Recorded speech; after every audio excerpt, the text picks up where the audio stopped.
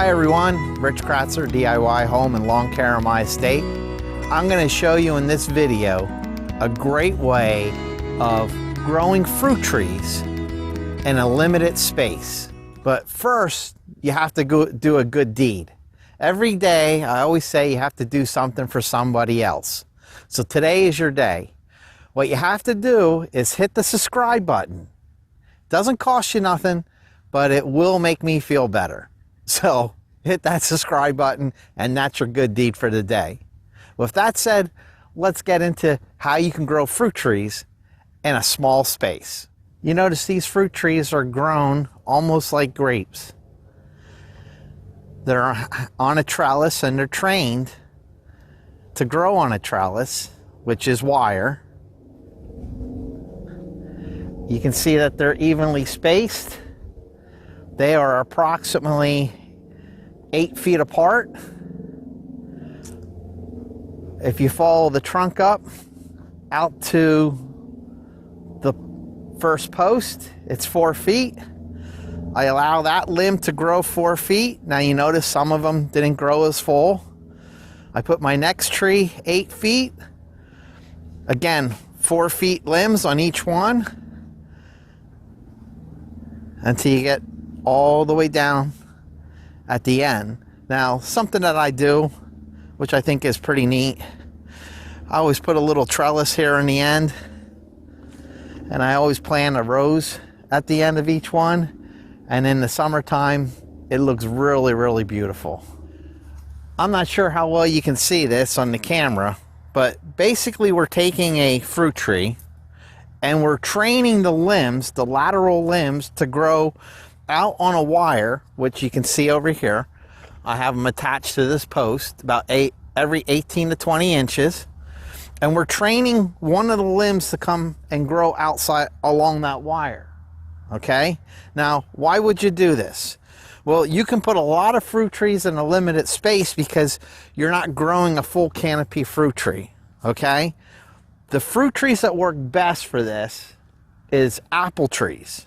Reason being is you always want to train an apple tree's limbs to grow lateral, or I should say horizontal to the ground, but you want to use the lateral branches, right?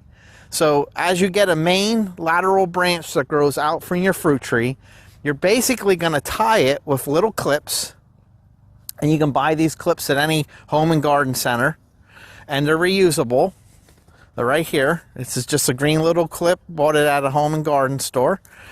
And you basically train that limb to grow along that tree. Grow along that wire. Now, let me go over some of what types of trees, even though it's the same species, there is different types. And the reason why you'd want to have more than one fruit tree, and also what's the advantage of growing fruit or having a fruit tree grow this way. So there's 3 different types of, let's say, this apple tree, right? When I say types, how high it will actually grow. So you can get a full tree, which, basically could go 20, 25 feet tall. That does not work very well in this type of scenario. The second one is what they call a semi-dwarf. That will go up to about 12 to 15 feet. And then there's a dwarf tree, which only grows maybe 8 to 10 feet tops. I like to you can use dwarf or semi-dwarf because you're going to stop its growth after a certain point. But you also have to look at where you get the tree. Now, I'm not saying that you can't go to the big box store. I happen to get my trees from online. It's called Starks Brothers. I've been doing business with them for probably 20 plus years. They've been in business longer than I've been on this earth. They got a great reputation that if the tree dies after within the first year, they'll replace it, no questions asked. But something that I do like, and you notice that you see this real big growth ring on the bottom. They graft all their trees. So they use a root stock and then they graft the type of, in this case, apple tree that they want to grow. Most of these apple trees are galas, and the reason why you'd want to have more than one apple tree is for pollination. So it's really important that when you're picking the type of fruit trees, or say apple trees, you're looking for a variety that will pollinate with other varieties. So I don't want all Gala apples. I want to be able to enjoy like a Golden Delicious, a Red Delicious, a Cortland, a McIntosh. And basically when you go ahead and you do your research, they'll show you this Gala will cross-pollinate with a Cortland, or will cross-pollinate with a Red Delicious. So you can have several varieties within a very limited space. Now let me show you how I set this up. Right now I am pruning these trees because they're dormant. You want to do this towards the end of February, beginning of March. And the reason why you want to actually prune these trees, which will be a totally separate video, is because I want as much energy that tree is going to produce into two things. One, into the roots, and two, into the fruit. I don't want it producing energy to put more limbs out. So that's the reason why you see a lot of people in the orchard, when the trees are dormant, pruning the trees back before they actually start budding in spring. Here's how you want to set this up. Basically, you take a landscaping tie. I believe this is like a 3-inch by 4-inch. You can take a 4x4, pressure treat it. You get them 8 foot long. You dig a 2-foot hole, put stone on the bottom, mark it 2 feet at the base, and you basically concrete in 2 feet of the bottom of the, say, in this case, we'll just say for argument's sake, it's a 4x4, right? So you have 6 feet to deal with, or remaining. So what you want to do is you want to train these limbs about every 18 inches. So I basically just came from the top. Well, that's going to be my top. I come down 18 inches. I have a little ratchet in here where I can tighten it up. This post is loose. It's also about 23 years old, so it needs to be replaced. Come down another 18 inches, and then here's where I had another wire coming across. I removed it, and I'll get into that.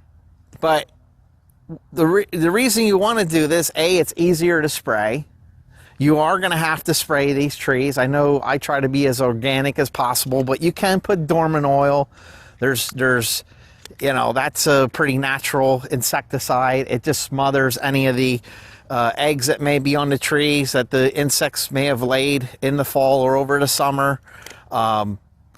It's easy to prune these back. The two things that's really important with fruit, obviously, is air and sunlight. You can see this is open on both sides. It's easy to get in here to spray. It's easy to get in here to prune. The fruit is getting ample air, and it's also getting sunlight on both sides. So that's also locations, right? In the summertime, the sun is directly overhead. So the way I angled these or set these rows up, these 2 rows, I'm getting even, I should say, ripeness on either side of the tree, which is really nice. Now, I see some people will actually have these growing along a vinyl or a wood fence. Maybe it's dividing their property from their neighbor. I would not recommend training these with wires along that fence. One reason is, A, that fence is going to block a lot of airflow. It's also going to block a lot of sunlight on the other side, so you're limiting the tree's production. Second, that fence, sure, at some point you're going to want to clean it. If it's vinyl, it gets moldy, you're going to clean it. If it's wood, you're going to want to stain it. Now you have a tree up against it, which could hurt or damage the tree. Second thing is, our third thing is, if you do go ahead and spray this, right, and from time to time I do put a fungicide or a dormant oil on these trees, I'm now spraying the vinyl or the wood fence. And again, I could damage the fence or discolor it. So I don't recommend, I see people on the internet putting it up and it looks really nice when it's done. And I always wonder how it looks in like 2 or 3 years. I'm sure the fence doesn't look too good and the trees don't look too good. So if you have a deer issue, I would recommend that you don't plant an espalier. The reason being is the deer can basically go right down the rows. They can eat all the buds. And if they missed any, they can come back in and just eat all the apples. The only ones they can't get to are the ones way up on top. So I'm going to actually show you what I'm doing to this top canopy, and I'm starting to reduce the lower branches to the point where the deer can't reach.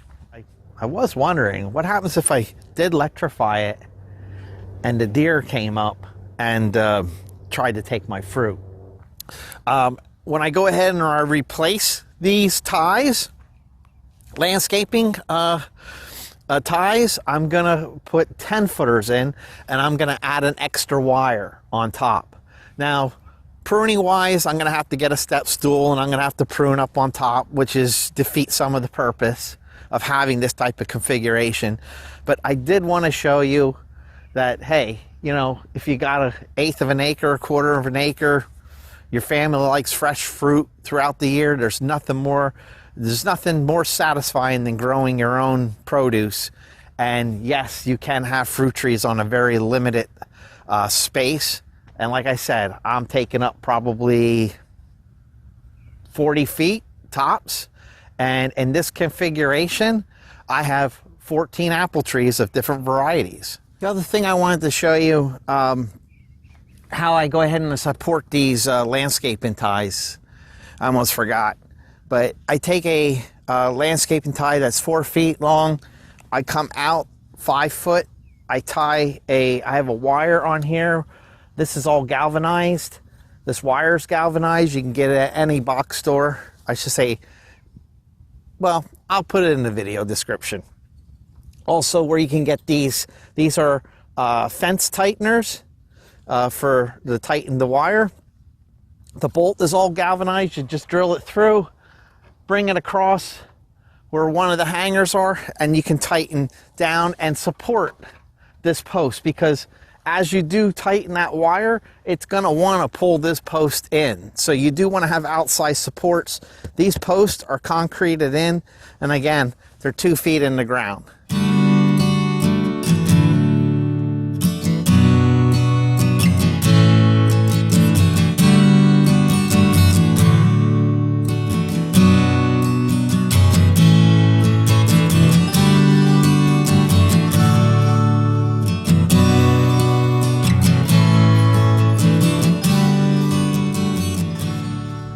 I want to show you something real quick.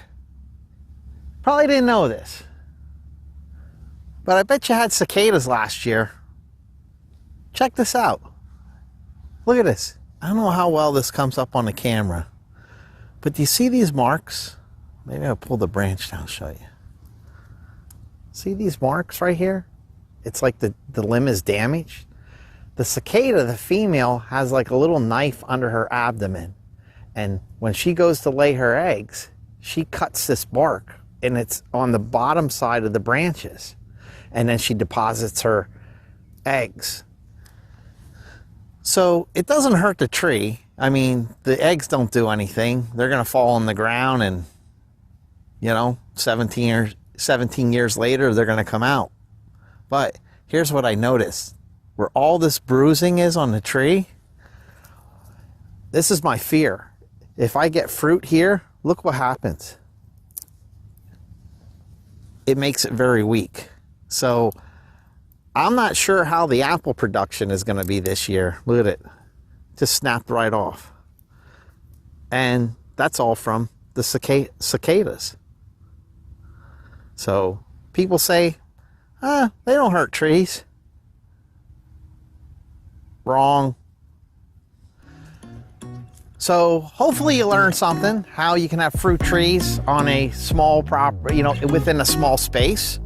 And hopefully you found this somewhat informational, or like I always say, even if I just entertained you, hit the like, hit the subscribe button. Always feel free to send me a comment. And with that said, I'll catch you on the next one. Thank you.